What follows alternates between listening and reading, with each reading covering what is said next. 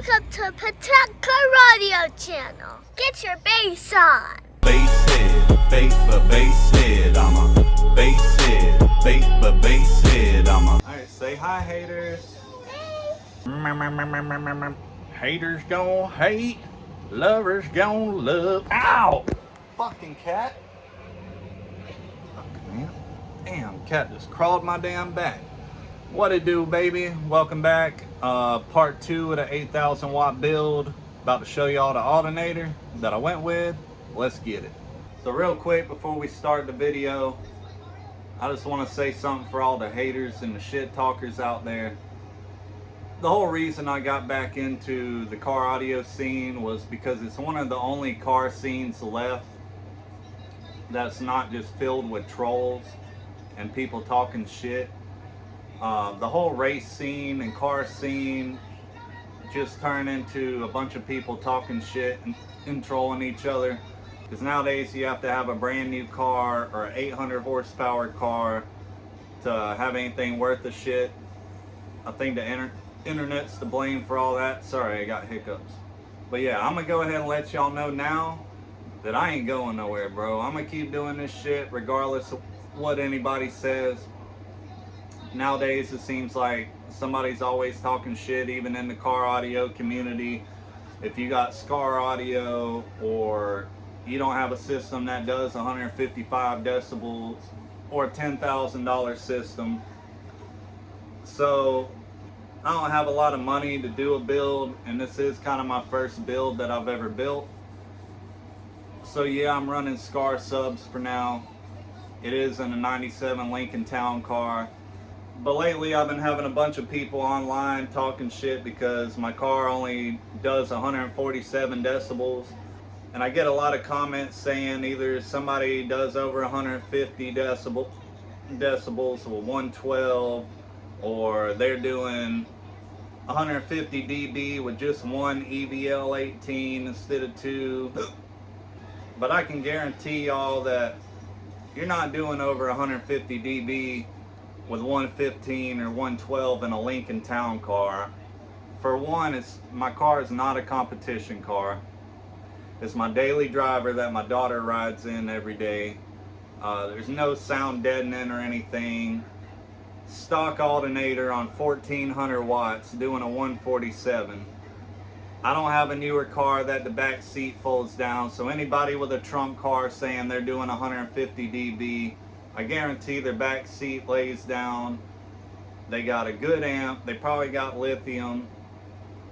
But for one, I'm driving a big sedan car. For two, I've got a back seat and a body dividing my subs and my cab of my car. So when y'all see me floating a receipt or a little piece of paper, that's pretty good for a big car that everything's in the trunk. No lithium. I got one battery and a stock alternator. Doing that's really not that bad. I wish I could do everything at one time, but I can't, so I got to do it little by little. But I guarantee y'all it's going to be over 150 dB on them two Skars. I'm going for a 152, and if I really wanted to do a loud build, I would put a wall in it, which I can't do because of my daughter riding in there. I'd throw 4 of them 18s in there, get some lithium, and be doing probably a 155 or better. My whole system, I probably got maybe $2,000 in it. I could add 2 more subs and build a wall and some lithiums, so say $1,000 more could probably be doing a 155, but it's not that kind of build that I'm doing. I'm doing an all-around car. I'm gonna paint the car. It's lowered with rims. Gonna do some stuff to the interior, so it's just a cool all-around car. Now, a lot of people talk shit online, but every single person that sat in my car in person has been super impressed with it. I've been around car audio long enough to know that a lot of what people say are bullshit whenever they're bragging online, talking shit about my car. I'm around enough people with serious builds to know that my car is impressive for what it is. Everybody that sits in it's impressed, especially with the car that I'm doing it in and the setup that I have. Especially building my own box, doing my whole build, everything, the wiring, building the box, just everything done to it. And it's a budget build. I could easily build a little lithium bank for a couple $100 and get 2 really good 18s, 2 Crossfires or Sundowns or Death Bonds or something, and I could make it a lot louder. But I gotta get there. I gotta put the electrical in it and get it to where I can do that. I really just wanted to address that because it's kind of been bothering me. I don't let that shit get to me, but everybody wants to talk shit on TikTok and online. All my Skar fans and all my people that I know that know me and watch the videos, they know what it is, man. They all give me props for what's going on, and they know how hard it is to get to that point and the money you got to spend and all that. But I really just, it comes down to, I can't stand the whole troll thing in the car community now. It's already everywhere on the internet. Everybody trolls each other and talks shit, but the car scene is supposed to be fun. We're all supposed to be hanging out. We have the same love for the shit. We all love our vehicles. We take pride in them. We put a lot of work and a lot of money into them. And it just kind of sucks when you have people that are either trolling or don't know what they're talking about, talking shit. So I kind of just stay off the internet. I try to just make these little videos on YouTube for whoever wants to watch them. And then I go hang out with the boys and go to some car shows and competitions every now and then. And everybody's super cool at those, so I love those. And I love all the Skar Audio guys because they show me love. But I just wanted to address that real quick. I'm gonna go ahead and show y'all my alternator, and I'll show y'all the specs on it, everything it came with. So yeah, if y'all are supporting me and watching the videos, I appreciate everything, appreciate the love. Holler at me, and yeah, see y'all later. So I was gonna do an unboxing of this alternator and show y'all everything it comes with and show it to you, just let you get a good look at it. But I was too excited about getting it. I only had like an hour and a half before I had to pick my daughter up. It's been storming bad every single day, so I went ahead and put it in. But I'll go over everything with y'all, show y'all what it came with, show y'all the spec sheet. But I'm pretty happy with it, especially for the price. So it's an Autotech Competition Series 370 amp. This is a 6G conversion on a 3G. It's a 97 town car. What I've found is they don't make high output alternators that are 3G for these cars, so you got to do the 6G conversion, which it came with everything to do it. It bolts right on, and then it came with this harness right here. So you plug your stock alternator in right here, the plug. It plugs into this adapter, and then that adapter plugs into the new alternator, and that's all you got to do. This blue wire, that's the sense wire. It goes right to the positive post on the alt. So all you gotta do is plug that in, run that blue wire to the post. And then the thing I like about them is they come with that grounding tab on the back. You just run that to somewhere on the frame or the engine block. I got it ran to the engine block, but where it's going to the engine block also has a 0 gauge running to the frame on this side. So I've got a ground on the bracket at the bottom going to the frame. I got one from this bracket going to the battery, one from the battery going to the body, and another one from the battery going to the frame. The only thing I really need to do, which I've got this one going from the block to the frame, but where the stock ground strap's at back there, I'm gonna go ahead and add one from that. That goes from the body to the engine block.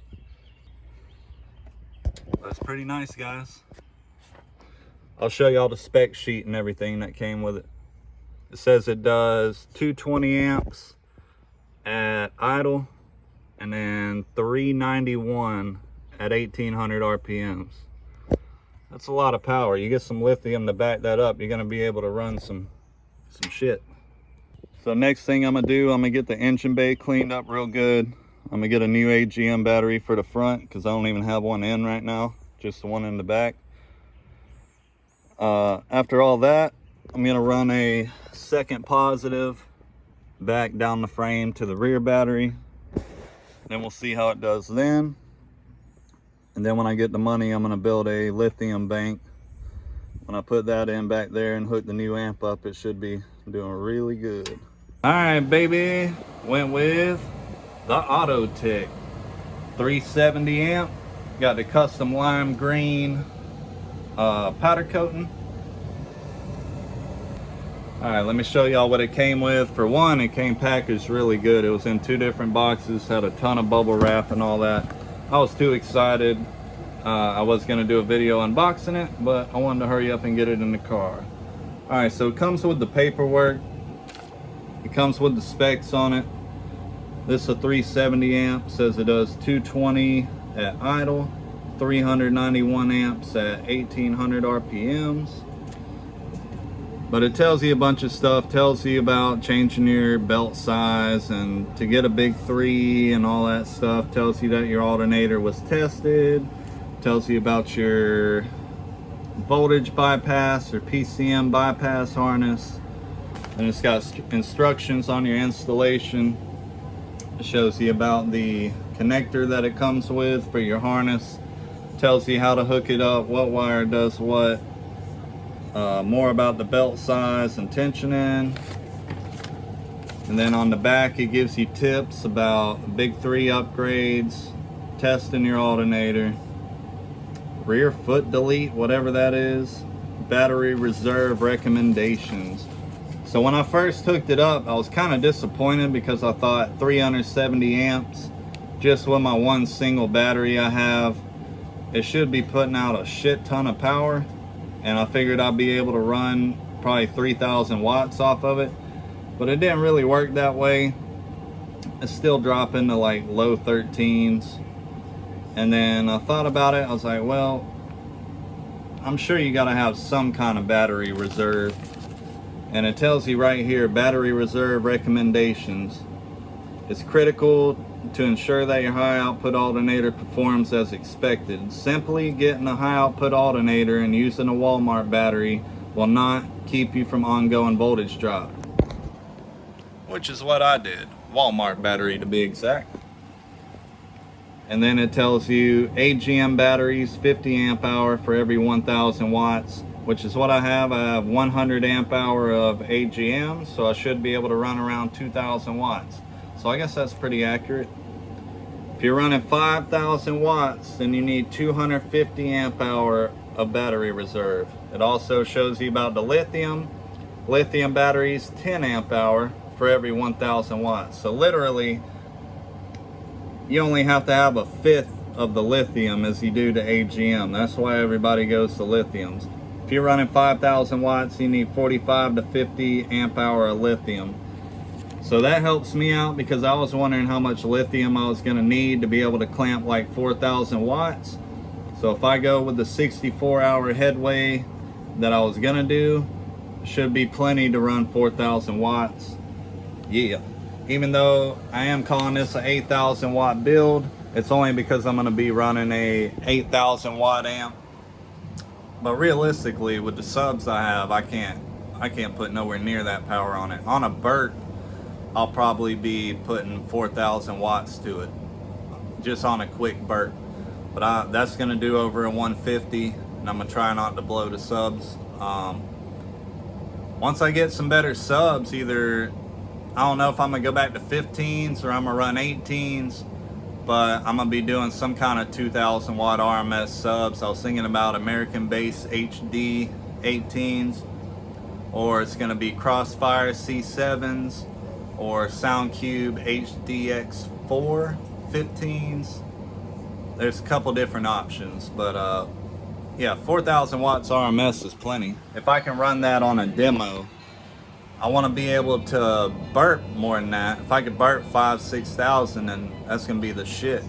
But that's gonna take a lot of lithium and a lot of time, so I'd be really happy with 4,000. That'd be cool.